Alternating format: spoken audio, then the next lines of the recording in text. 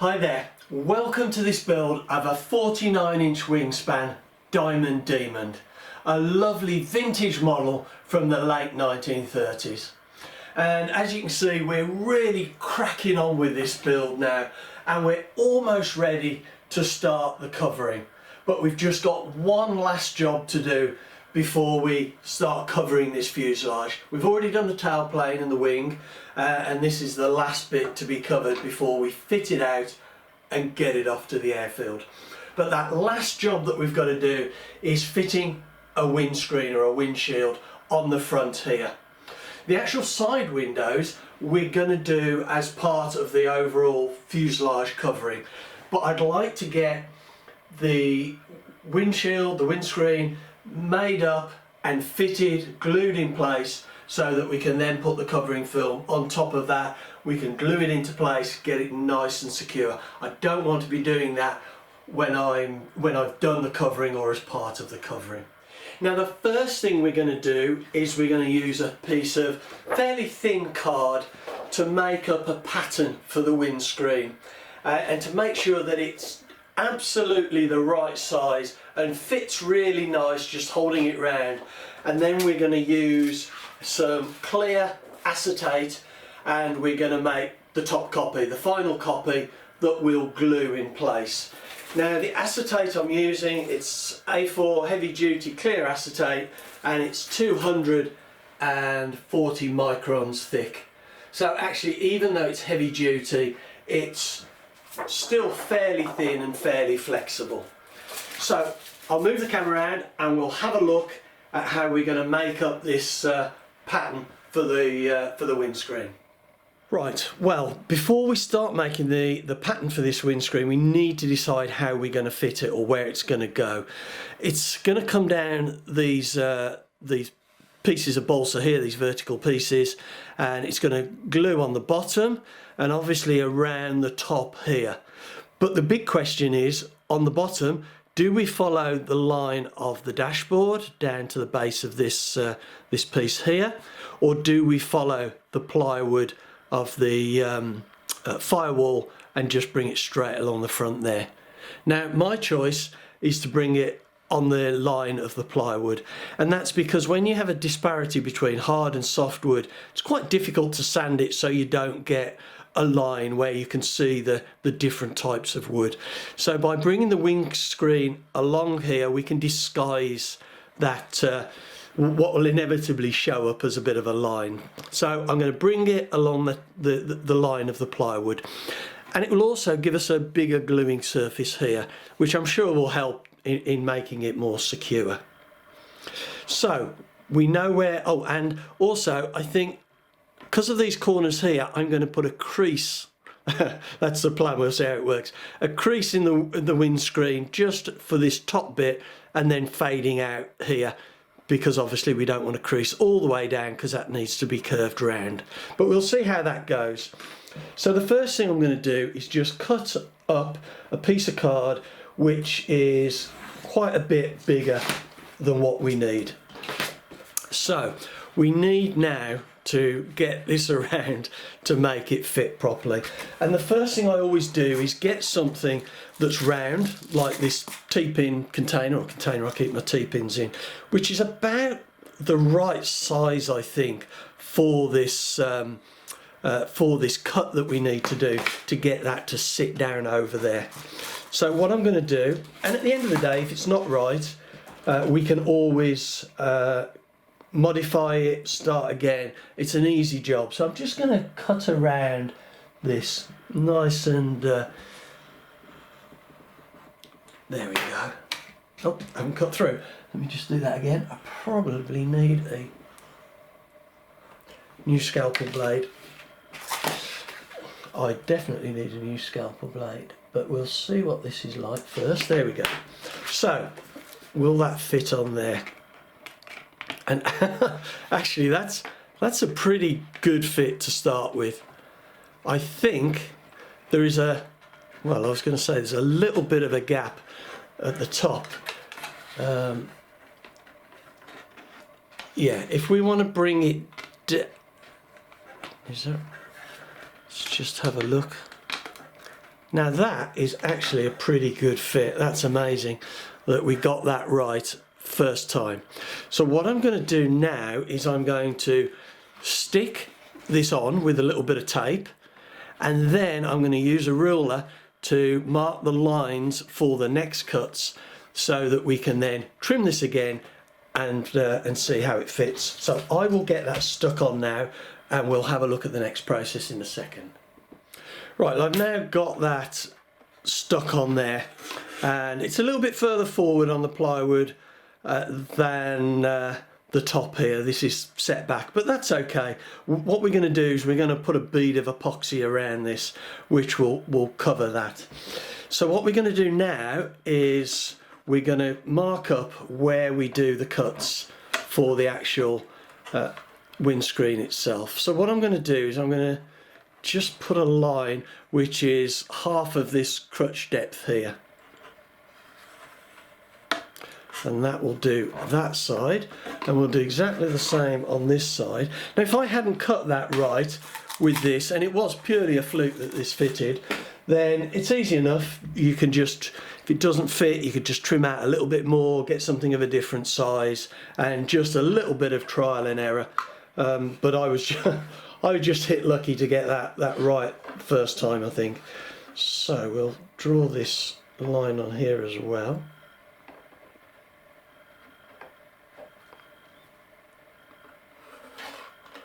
And as well as cut pieces off, we can also stick pieces on. You know, if I cut too much, we can just stick a little bit of a card on to make it fit.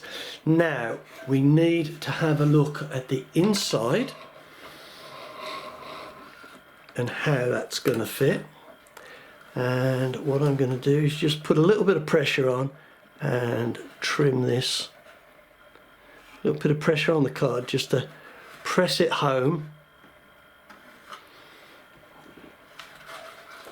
And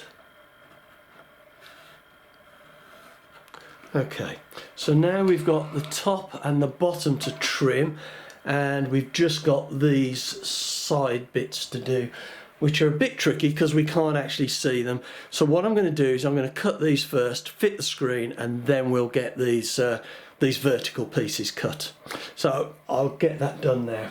Right, well, I've got the template cut so far with those pieces we just marked up, and if we just hold that on now, we can see that in itself isn't a bad fit.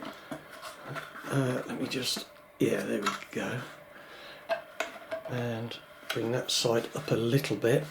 Yeah, that's not a bad fit, and we've got these pieces here that will just need to be creased. And I think what I would do is just mark them and put a slight crease in now. We don't want the crease coming all the way down, so I will just do this with a ruler. Oops, I think I put that in the wrong place. There we go. So we've just got a little bit of a crease there in the start of the windscreen to help it fit around the top of the cabin. Now let's see how that fits. Yeah, and that I think is fitting nicely around there. Now we need to trim these side pieces, so I think the best way to mark those up is probably to put a line where we need to cut just there, and we'll must need to remember to take this off when we come to cover, so the pencil marks don't end up showing through somehow. And a mark there, and a mark just at the top here, and we can now put the windscreen on and mark that point top and bottom and cut that off. So we can mark just there, and we can mark just there. Right, let's see how that looks.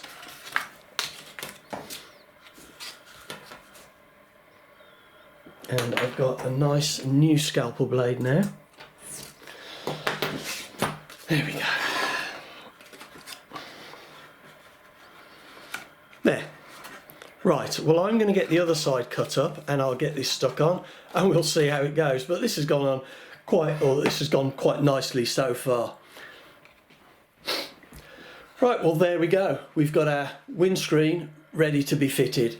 And if we do this now and then we can put the covering material on top, it'll make a nice seal, it'll hide the seams, and I think it'll just look a lot better doing it that way.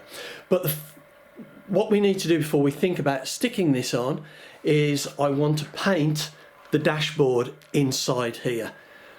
Because we're going to see this, we've got bare balsa down there, we're going to see that, and if we don't paint it now we'll never get to it, or at least we'll never get to it without putting paint on the windscreen, on the inside of the windscreen as well. So, and what I'm going to be using for that, I'm just reaching on my shelf to get it, is I'm just going to be using some black, it's a black emulsion. It's a tester pot from our local DIY store. So like I say, it's just a black matte emulsion, and I've used this before for this kind of thing and it'll be absolutely fine. It's not fuel proof, but hopefully we're not going to get any fuel on it. Right, I've now got the first coat of paint on. I'm just waiting for that to dry, and I've taken the opportunity of painting inside the cabin as well, where you'll see through the windows, just to darken it down. It's going to need another coat or two. And the question when I'm painting this is always, how much do I paint? Because if I paint the white balsa here, then that will give dark patches, or it will be dark through the orange covering, which I think is going to go on here. But obviously I want to come around the corners a little bit onto this face, because I don't want the white showing through. I don't want the orange finishing, a little bit of white and then the black. So it's always a dilemma how far to go with the paint. So I just try and feather it, just thin it out a little bit. I'll probably sand a little bit of this off, maybe where I've gone over the edge, I don't know. On the front here, I've decided not to paint that, because I'm going to bring the plastic up to here, to the top, but then I'm going to bring the tissue down to probably a line here. So hopefully you won't see that white. On the next coat actually of paint, I may just do a band along the bottom there. I think that might just stop any potential glare if I don't bring the tissue down far enough. But anyway, while that's drying, I'm going to cut out the acetate, and so that we've got our top copy of the windscreen. And if we get it wrong, if it doesn't fit, it's no big deal. This acetate's really cheap stuff, so, and we can just do it again. So we'll just cut it out, and we will need a really nice sharp scalpel for this job, and I'll just do it by hand. I've got a little bit of muck, there we go. So right, well I've now got this painted and it's dried, and I've put a little bit more black on here than I said originally. Just I think that'll probably just be a better finish. And I've got my windscreen all cut out with the creases for the top, and that seems to fit on there really nicely. But what I'm going to do is I am going to test fit that. I haven't test fit it yet, and I don't want to come to glue it, get the glue on it, and then find actually it doesn't really fit. So I've got some Scotch Magic tape, and I'm just going to hold it in place with that, as I will do when I glue it properly. So just got these 3 pieces, and we'll just line that up on both sides, and we'll see what that, oh tape came off. Sticks to my fingers better than it sticks to the acetate. Right, okay, that's a piece on there, that piece on there, and then we've got the top. Now let's have a look at that. That seems to be about right. Maybe just wants pulling around a little bit on that top corner, but I think that's going to fit nicely. So what I think we'll do now is we'll get some glue on and we'll hold that on, and we'll probably hold it on with several pieces of tape all over the place just to make sure that's right. Actually, this bottom here just needs pulling round a bit. Let me just try that and make sure it does come round. Yes, it does. I just hadn't pulled that around far enough there. But I'm happy we can get that glued on. So I'm going to take this off now, and I'm going to use this Formula 560. It's canopy glue from Pacer. I think Zap might do that now. I've had this quite a while, so it may come in a slightly different bottle or different design. But I'm going to pour this into a tub, and I'm going to, just a little bit, and I'm going to use a paintbrush to just to apply it along the top, down these sides, a little bit here, but I'm not going to do this main curved bit there. That is going to have some epoxy on it, and that'll be tomorrow when this is all dried. Right, I'm sticking the canopy on now, and I've got the glue on, I've got it stuck into place, and to be honest, I'll be honest, this is the second time I've put this on. I took it off the first time because I wasn't happy with it. It was just a little bit too far back on the nose here, so I've taken it off and repositioned it and reapplied some glue. There we go. I think that is now held in place. We might get a little bit of this canopy glue showing along the top here, but then we are going to put tissue along there, so we can always cover that with tissue. The sides, hopefully that will be okay, but we'll see how it goes. It is what it is at the end of the day. So we'll leave that now until tomorrow, and then we'll come and have a look, warts and all.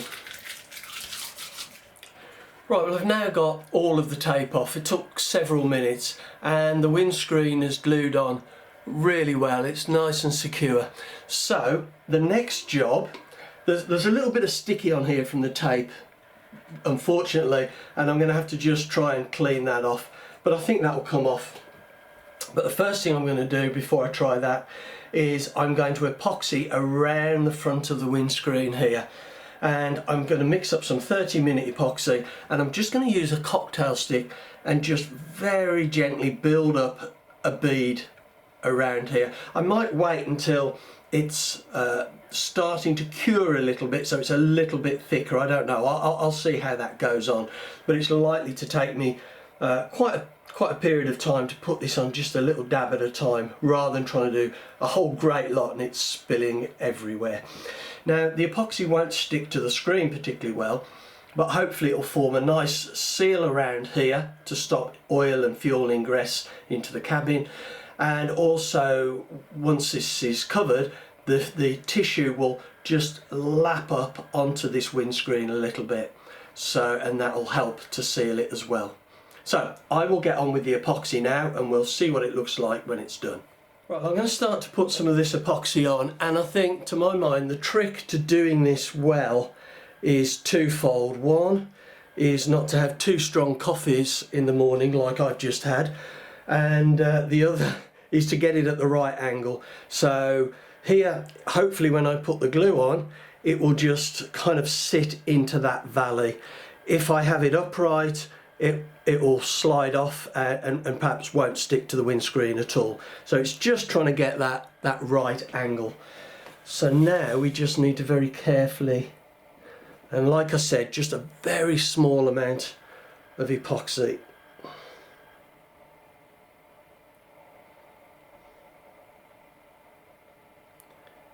Now I could go round and try and mask this, but I think the process of masking is fraught itself really, and I'd rather just do it by hand.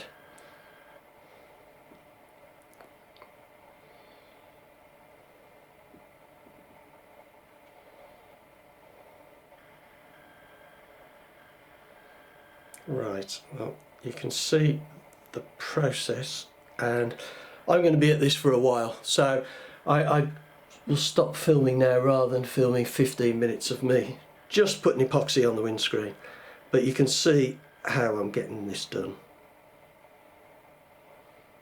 Well, hopefully you can see this bead of epoxy around here now and how it's sealing between the windscreen and the balsa.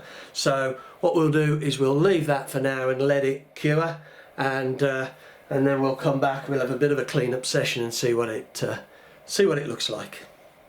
Well, I've now got this windscreen finished and I am really relieved. I always find windscreens a little bit nerve-wracking because it's kind of so visible at the front of the plane. But anyway, it's done, I'm happy, and you can see that bead of epoxy around the front there has gone on really nice and should seal that front, particularly when we get the covering on as well, should seal it really well from fuel. So I'm going to draw this video to a close now, and I hope you found it interesting and useful, and I hope you'll come back and see how we get on in the next video, which I think, I'm fairly sure, is going to be starting to get the covering on. And we're going to be putting on laminating film, Doculam, and then we're going to be covering it with tissue. Might actually take a couple of videos to do the whole process rather than one long video, but we'll see. So anyway, thanks very much for watching, and I hope you're enjoying the build of this lovely 49-inch wingspan Diamond Demon.